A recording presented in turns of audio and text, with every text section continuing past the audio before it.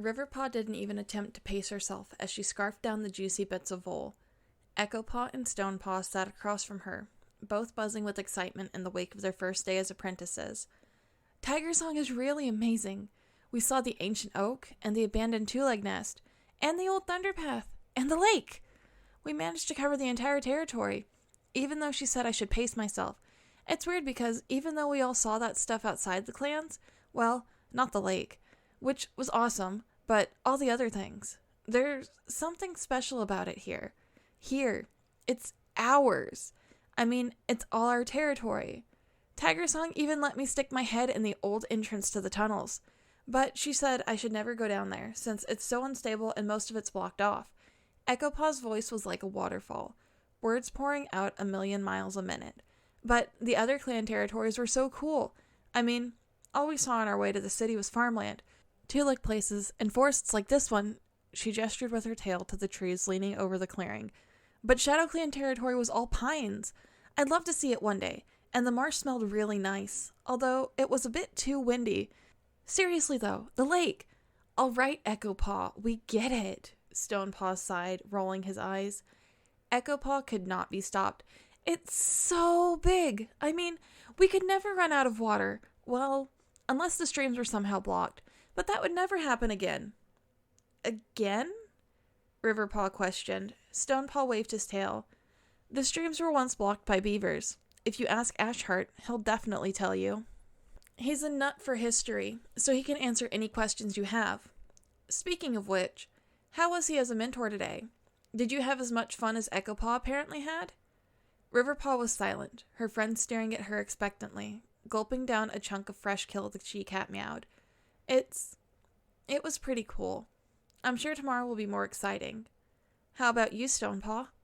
The Tom's eyes sparkled, and now it was his turn to launch into a rant about his day. Riverpaw found her eyes closing, listening to her friend's excited ramblings about Blackpool and his teaching methods. Before she knew it, the brown cat's mind slipped away. A warm breeze made Riverpaw open her eyes, and relief washed over her as she recognized the emerald foliage of the Greenleaf Place. Tasting the air, she searched for Forerunner, catching only a faint trace of the tabby's scent. A ruffle in the undergrowth made the brown she-cat whip around. Forerunner emerged, blue eyes warm as they regarded the new apprentice. Hello, River. I'm Riverpaw now. I'm part of ThunderClan. The young cat meowed proudly. Forerunner tilted her head. Although her expression did not change, a smile had entered her eyes, and Riverpaw could tell the she-cat was pleased. That's very good. I'm happy you have found a new home. The brown cat shuffled her paws, wishing she didn't feel a sharp sting of guilt. Her ancestor seemed to pick up on this, raising her tail in a reassuring gesture. Your pain will remain for some time, River. There is nothing I can do to fix that. Riverpaw kept her eyes on the ground, and Forerunner continued in a soft voice. However, the key to healing may lie in the cats around you. The apprentice simply nodded, raising her eyes to meet the tabby's. Are you? Her voice trailed away, and River searched for the right words. Are you going to stay here, Forerunner? I am always here, but before, I saw... Forerunner's eyes narrowed, and Riverpaw felt a strange suspicion for the ancient cat. Quickly she meowed. We made a promise when you brought me back. I can't remember exactly what I said, but I feel like I broke it. I was supposed to protect my family. Our promise is unbroken, River, Forerunner meowed. You have upheld your end, and I assure you Shard's spirit is safe. Riverpaw's eyes widened, and she took a step toward her ancestor. You mean you... Her body may have been broken beyond repair, but her spirit will remain. I will keep it safe as part of our promise.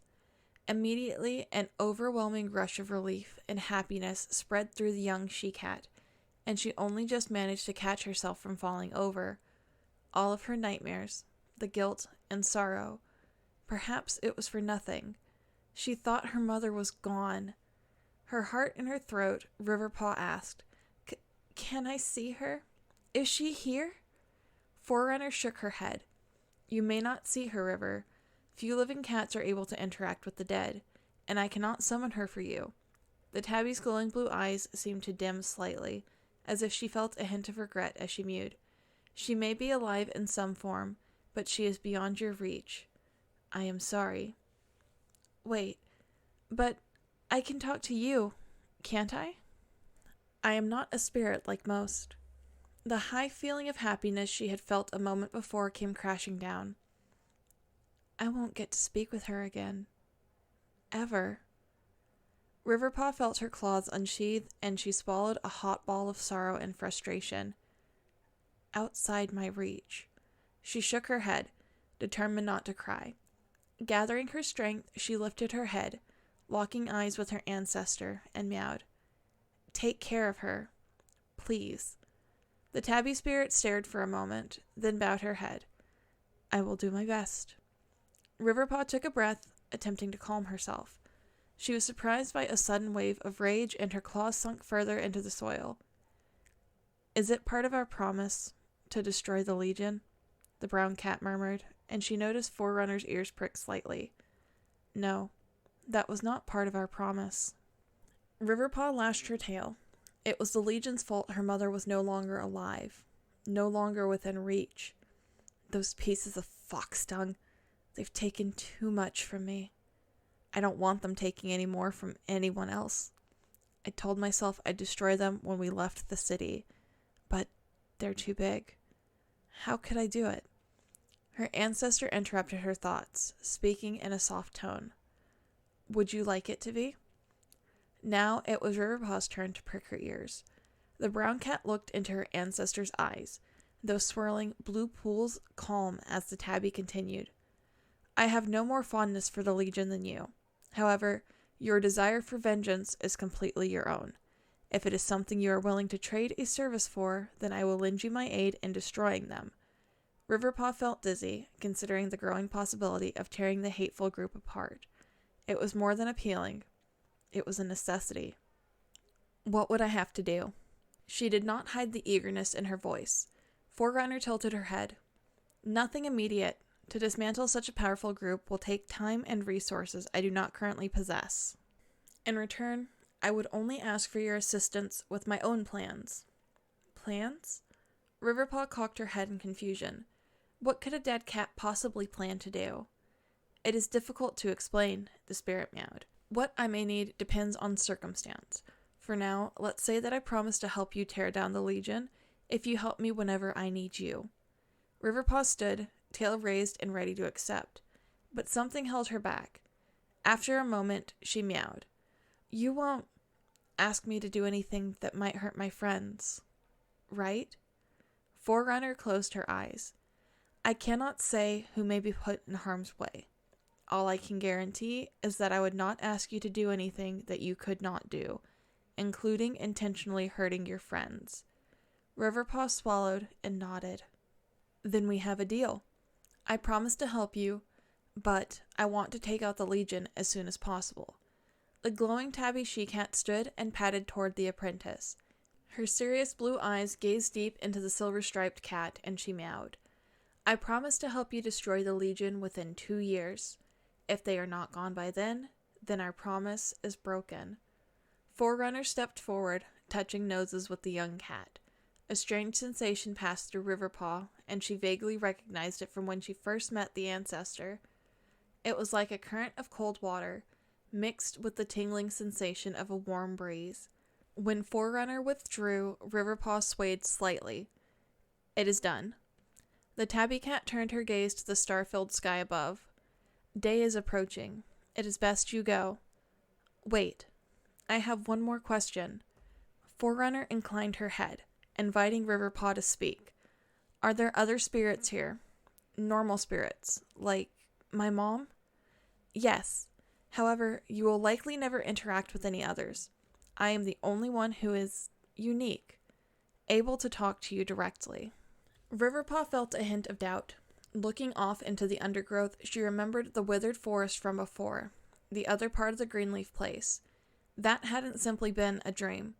Those two figures had to be real. Still, something told her she should not reveal the experience to her ancestor. Perhaps she would be able to explore this place on her own one day, and find the answers herself. She was beginning to realize she really knew very little about Forerunner or the Greenleaf Place. Didn't stop me from making that promise, the she-cat thought, with an inward scoff, but she drowned her skeptic feelings. It was a necessary deal. After a few moments of quiet had passed, Forerunner spoke. "It is time you returned. Do your best with the clans. It will not be easy, but I know you will succeed. We may not speak again for quite some time." "Wait, you mean... is this goodbye?"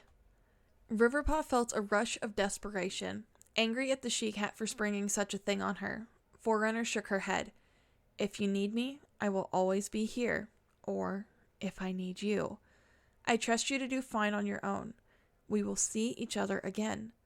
With that, she bent her slender neck, and Riverpaw allowed the ancient cat to touch her nose to her forehead. The rustling of the leaves faded, and the brown cat's eyes closed. Her days with the clan were long and full of hard work, but Riverpaw was determined not to complain.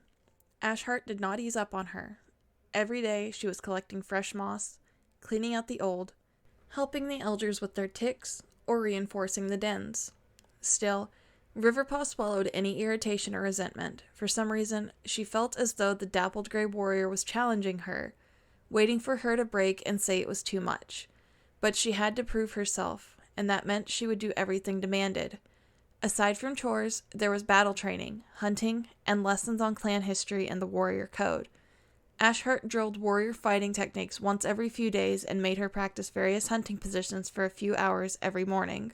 Stonepaw had warned her about the Tom's addiction to clan history, so Riverpaw was not surprised with the hours spent listening to her mentor rant about the exploits of previous clan leaders. She tried her best to pay attention to everything he taught her. Every day she noticed new aspects of clan life. Lightstar was much more busy than Riverpaw had initially thought. The River was constantly checking in on apprentice training, visiting the kids in the nursery, going on patrol, hunting with her warriors. The more Riverpaw saw of the ThunderClan leader, the more she understood why the others put so much faith into her. She was not above the clan, she was part of it, just as everyone was. The warriors were always ready to hunt or patrol if ever they were needed, and Riverpaw found herself admiring their sense of duty. The kits were free to play, however, even they possessed a distinct eagerness, impatient for their apprentice ceremony so they could begin their training. It wasn't all good, though. As Riverpaw tried to immerse herself in clan life, she noticed the ones in the clan who had not accepted her. They gave her sharp glares, refused to be near her, and generally did everything they could to make sure she knew what they thought. Outsider. The unspoken insult made the brown cat's fur bristle, and although their hostility did nothing to discourage her, it did make her unnecessarily fierce during training. Normally this would not be a problem. Ashheart could handle anything she threw at him. But this was not the case for the other apprentices, and it was her misfortune that she found herself battling Eaglepaw. The brown and white Tom was not at all hesitant to express his distrust for Riverpaw. He was one of the few clan cats who openly glared at her, and in battle training, it was difficult for Riverpaw to swallow her frustration. As they fought, attacking and countering, the brown and white Tom swiped at Riverpaw with claws unsheathed. The brown she-cat's eyes widened and she pulled away. Eaglepaw gave her a challenging glare, and Riverpaw felt her heart beat faster with anger. It wasn't enough that she had to ignore the looks of those hostile cats in the clan. She had to worry about one in the apprentice den, too. Unsheathing her claws, the brown cat lunged, catching the Tom in the side and pinning him down. He snarled and pushed upward, making her stumble away as he leapt to quickly counter her attack. "Stop! Both of you!" Duststorm's sharp meow made the two apprentices freeze. Ashheart was looking at Riverpaw with narrowed eyes, and the she-cat looked away. "What were you thinking? We do not use claws in a mock battle." "I'm sorry, Duststorm. It was my error. I was on edge fighting a rogue from outside the clan." Eaglepaw cast a glance at Riverpaw, who tried her best to keep her fur flat. "Eaglepaw, you are fighting a clanmate. Riverpaw may not have been born ThunderClan, but she has been with us for weeks now, and has trained just as hard as you." Duststorm flicked his apprentice's ear and continued in a warning tone. "In the future, you must work to recognize your own flaws, not the supposed flaws of others." The brown-dappled Tom lowered his head, and Riverpaw saw a hint of anger in his eyes. He seemed to subdue it easily as he faced her with a calm expression. "My apologies." Riverpaw said nothing, and Ashheart flicked his tail. Riverpaw, she looked at him. Your clanmate is apologizing. Swallowing, the she-cat dipped her head to Eaglepaw. Apology accepted. Duststorm nodded to Ashheart, then gestured for his apprentice to follow him as he headed toward camp. Left alone with Riverpaw, the Grey Warrior looked at her with serious amber eyes. Riverpaw, I recognize that you have a short temper.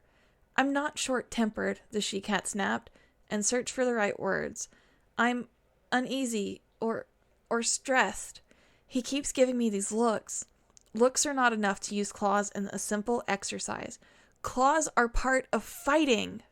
Enough, Ashheart snapped, and Riverpaw fell silent.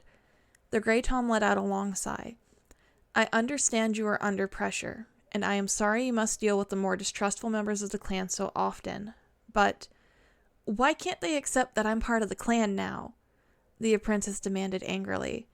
Ashheart's eyes flickered, and the she-cat realized she had interrupted him again. Taking a breath, the Tom meowed. ThunderClan has a bad history with new additions. I remember, but I don't understand why it's such a big deal. At least the Legion didn't. The she-cat cut herself off, letting out a growl of frustration. She sat down and began licking her paws with quick, vicious strokes. At least the Legion didn't judge others based on origins. Ashheart completed her sentence, staring at her with perceptive amber eyes. The brown she-cat stopped cleaning and looked away. I don't ever want to compliment them. But you're right, Riverpaw. I will admit that the clans are not exactly open-minded.